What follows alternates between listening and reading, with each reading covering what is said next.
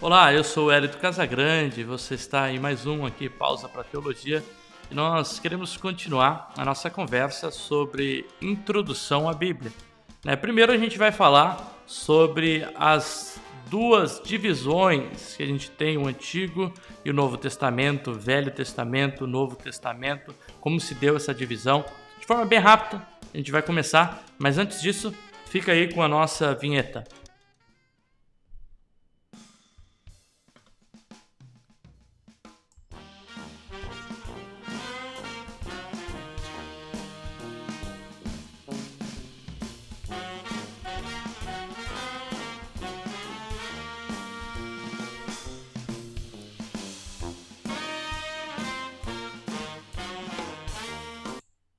A Bíblia não caiu do céu em forma de livro encapado, com divisões de livros, capítulos e versículos. Embora talvez muitas pessoas desconheçam o processo de transmissão e pensam que a Bíblia sempre foi da forma com que ela se encontra nos dias de hoje. Se não foi assim, se a Bíblia não caiu do céu encapada já com capítulos e versículos, como se deu o seu surgimento? O termo Bíblia, ou Biblos, aí é derivado do latim e significa literalmente livros ou biblioteca, mas também no grego tem esse mesmo significado. Então a gente poderia falar que a Bíblia é constituída de 66 livros, ou 60, uma biblioteca, de 66 pequenos livros. De acordo com o teólogo F.F. Bruce, a primeira vez que temos a menção desse termo, Bíblia, faz referência ou às Sagradas Escrituras, ocorre em 2 Clemente 14, 2, um texto pseudepígrafo, que é escrito numa outra época, não foi um texto canonizado, por volta de 150, onde diz que os livros e os apóstolos, esses livros aí falando das Escrituras, declaram que a igreja sempre existiram desde o princípio. Então a referência aqui aos livros é comum até mesmo dentro da própria Bíblia. A Bíblia ela utiliza sinônimos de livros para se auto-referenciar. Então ela fala sobre os escritos, ou as escrituras, ou a lei e o profeta. Então a gente tem diversos e múltiplas referências que sinalizam, então, o conhecimento já de textos considerados sagrados. Jesus, por exemplo, disse aos seus discípulos em Mateus 21, 42, nunca lestes nas Escrituras? Ou Pedro, por exemplo, em 2 Pedro 3,16, afirma que toda Escritura é inspirada, ou toda a Escritura é inspirada por Deus. Paulo também, em 2 Timóteo 3,15, faz referência a essas sagradas escrituras. Lá no livro de Daniel, Antigo Testamento, capítulo 9, versículo 2, Daniel se refere também a esses livros. Assim também, lá no Antigo Testamento, a gente tem, por exemplo, Esdras, Neemias, os profetas, que também falavam sobre escritos sagrados, ou referenciavam-se à lei como um texto já existente na sua época. Então, como nós veremos, não é possível a gente entender essas citações às Escrituras como menção aos livros que temos atualmente nas Escrituras. No entanto, já é possível perceber que há sim um indício de que existiam já alguns textos que eram considerados sagrados, tanto para os judeus, Antigo Testamento e até os judeus do primeiro século, quanto também para os cristãos do primeiro século. Então a gente entende, por exemplo, que quando Paulo diz que toda a Escritura é inspirada por Deus, Paulo está se referindo possivelmente a uma porção das Escrituras que ele, o Antigo Testamento e mais algumas Escrituras, talvez os Evangelhos, que ele já considerava como sagrada, mas não a totalidade. Porque o processo canônico, ou o processo desses livros serem inclusos ou serem aceitos, recebidos como sagrados, eles vão demorar mais alguns séculos até que estejam realmente aceitos por toda a igreja. Embora já no primeiro século ali, segundo século, você já tem todos esses livros já sendo uma grande aceitabilidade dentro das igrejas, né? Então, cabe inicialmente ressaltar questões gerais com respeito à Bíblia que a gente possui hoje, antes de a gente adentrar as questões históricas e até da própria canonização das Escrituras.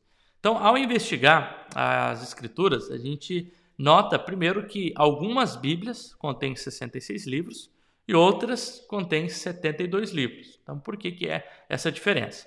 Essa diferença ela se dá justamente com base no texto base, ela se dá baseada, né, no texto base da tradução em questão. Em geral, as principais diferenças do Antigo Testamento, elas se dão no Antigo Testamento. As Bíblias que possuem 66 livros seguem os mesmos livros que são encontrados na Bíblia hebraica, ainda que em ordem diferente, como a gente já viu aí nas aulas anteriores com o professor Tiago, né, falando um pouquinho sobre a Bíblia no Antigo Testamento. Já a Bíblia, com 72 livros, elas seguem uma tradução do hebraico para o grego, conhecido como Septuaginta, né? E essa tradução, a Septuaginta, também conhecida pela sigla LXX, ela tem então esses livros que são livros deuterocanônicos ou apócrifos que a gente tem na Bíblia, principalmente traduzida pela Igreja Católica Romana, que adota então as traduções a partir da Septuaginta. Então, assim, a diferença desses livros que são considerados extras em relação aí aos livros ou à Bíblia protestante, né, se dá justamente pela base da tradução. Lembra lá que lá na introdução eu falei qual que é o texto crítico que está se utilizando? Então, a Bíblia com 72 livros utiliza a Septuaginta para sua tradução e acredita que a Septuaginta é a tradução que os cristãos adotaram nos primeiros séculos. Já a Bíblia hebraica, que tem a ver com a Bíblia que os judeus adotavam e que foi adotado também na Reforma Protestante, é a Bíblia que os protestantes reconhecem como a Bíblia Sagrada e por isso não contém aqueles outros livros que possuem aí principalmente um teor teórico, ou um teor histórico, né, que vai com 1ª, 2ª, 3ª Macabeus, Baruque e outros livros aí que falam sobre a história do povo num período específico. Então, historicamente, o cânone grego lá da Septuaginta foi referencial padrão para a Igreja Ocidental até a Reforma Protestante do século XVI, né, que resgatou, então, a leitura das Escrituras a partir dos seus originais, assim como a tradução também dos originais para as línguas verniculares, como acontece principalmente no começo ali do século XVI e XVII, para o alemão e para o inglês, né? Martinho Lutero aí já sendo um referencial, né, de alguém que traduziu a Bíblia já para o alemão logo após a Reforma, né? De forma geral, não há consenso, né, sobre os livros que deveriam estar inclusos no cânone, isso nos primeiros séculos ali, né? Por exemplo, a Igreja da Síria não inclui 2 Pedro, 2ª e 3ª João, Judas e Apocalipse no Novo Testamento. A Igreja Etíope insere os livros de 1º Enoque e Jubileus, né? Também na Bíblia hebraica, a lista de livros inseridos no cânone diverge um pouco aí da lista romana, oriental e da protestante, que é a nossa, né? Então, isso aí, essas diferenças se dão principalmente no texto base que é aceito, né? Então, quando efetivamente a gente tem esse processo de, 66 ou 72 livros, isso se dá principalmente com o surgimento da imprensa, quando você precisa, em Gutenberg, né, imprimir, fazer a impressão das primeiras Bíblias, então você precisa fechar realmente os livros que vão estar ali. Desculpa, acabei apertando o botão aqui, mas aí vão realmente constar os livros que estão ali, né? Então, falando um pouquinho agora, mudando de assunto, sobre o porquê que a Bíblia ela é dividida nesses dois testamentos, né?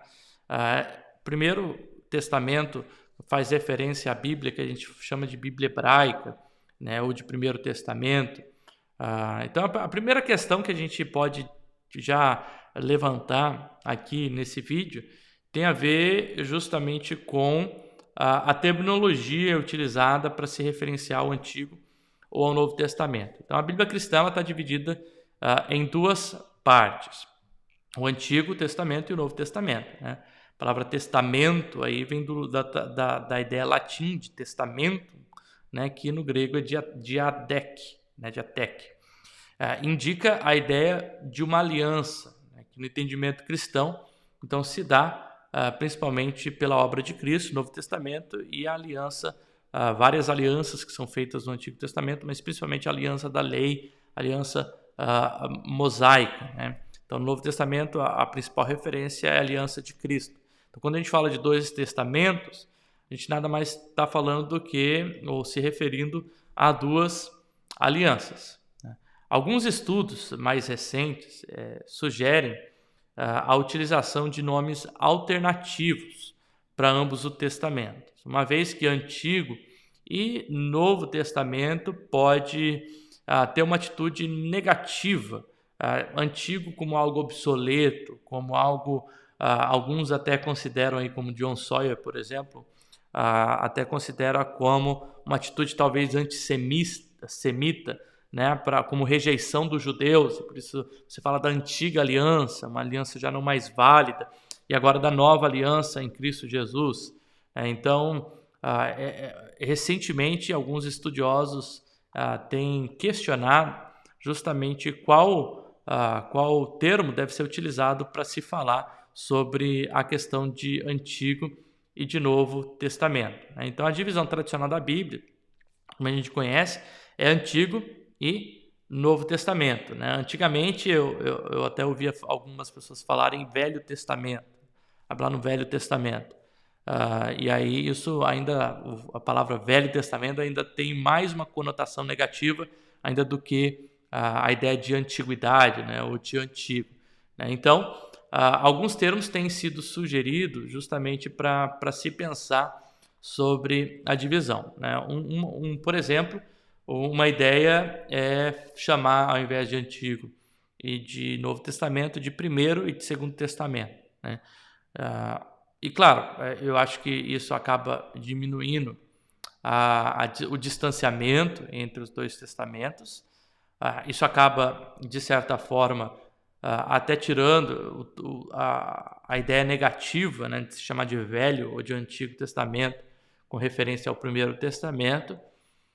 No entanto, também dá, de certa forma, abertura a uma possibilidade de a gente pensar no terceiro, no quarto, no quinto, no sexto testamento, né? Então, você não consegue fechar a ideia do cânone como a gente tem fechado a ideia do cânone. Então, Primeiro e Segundo Testamento, embora melhore talvez essa questão dessa conotação negativa com a palavra Velho ou Antigo Testamento, ainda não resolve, né?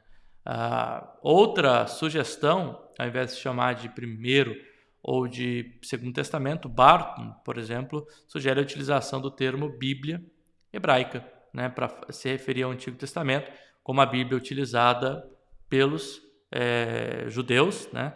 E aí você, de certa forma, chama de Bíblia hebraica e de Novo Testamento, né? E aí você acaba um pouco com essa questão dessa conotação negativa, né?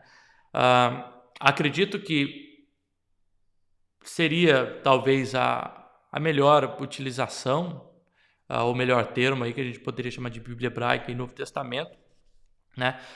No entanto, eu não sei na praticidade, né, num contexto português de língua portuguesa, como que isso pode ou não pegar. Mas por que é importante a gente saber disso?